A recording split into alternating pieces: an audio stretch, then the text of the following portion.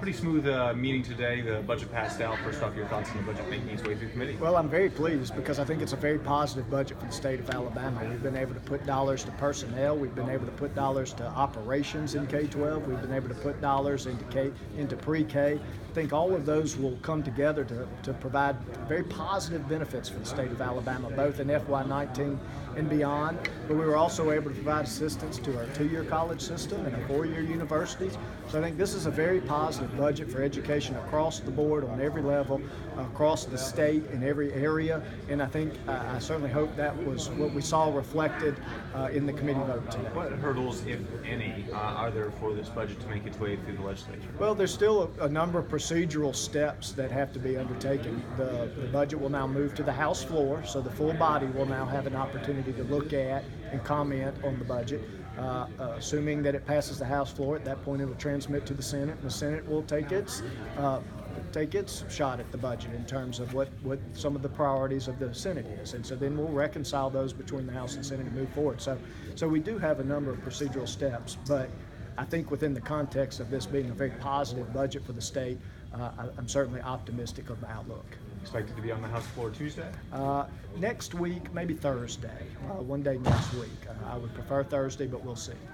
Representative Poole, how much will this increase education spending over the current year, and how did you decide, or how did the committee decide how to divvy that increase up? This proposed budget increases education appropriations by approximately $215 million in FY19 over 18. And those are not all new revenues, but a coupling of some different dynamics that freed up that spending authority.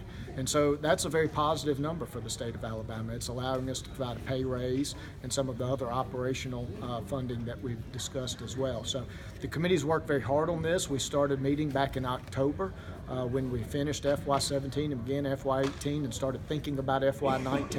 The committee's conducted numerous meetings. We've had lots of conversations about what are the needs across the board in education on every level and in every area of the state. And so this is the culmination of that process as it relates to the committee.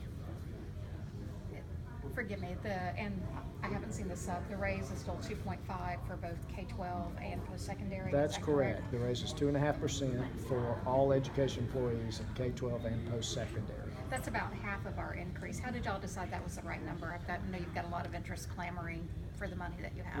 Well, the cost of the pay raise for K-12 is approximately $91 million, and then there's additional approximately $7.5 million appropriated to support the teachers' retirement system retirement fund request. So using the round dollars, that's approximately $100 million, and that represents about approximately 2/3 of the new funding for K-12. Okay. And so we needed to have some